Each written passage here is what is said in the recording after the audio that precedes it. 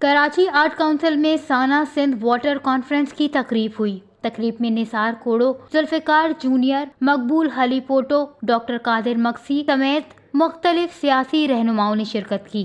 مقبول حلی پوٹو نے اپنے خطاب میں کہا کہ جام شوروں کے قریب دریا کو دیکھتے ہوئے تکلیف ہوتی ہے، دریا سے ریت اڑ رہی ہے، دریا کے معاملے پر ہم خاموش نہیں بیٹھ سکتے۔ سانہ ہر فورم پر جدوجہد کرے گی۔ سانہ سیمینار سے خطاب کرتے ہوئے پیپلز پارٹی سندھ کے صدر نثار کھوڑو نے کہا کہ پانی کے مسئلے کی شروعات 1991 کے معاہدے سے ہوئی۔ ارسا ایک بار پھر پانی کی تقسیم میں بہتری نہیں لا سکی۔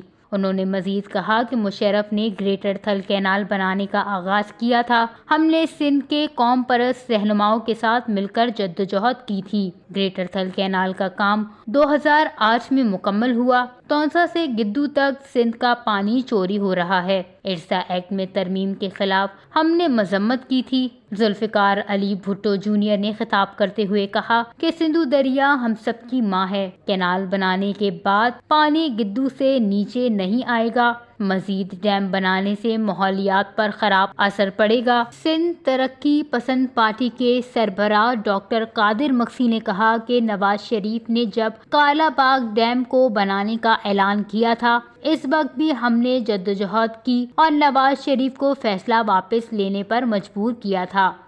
وش نیوز، کراچی۔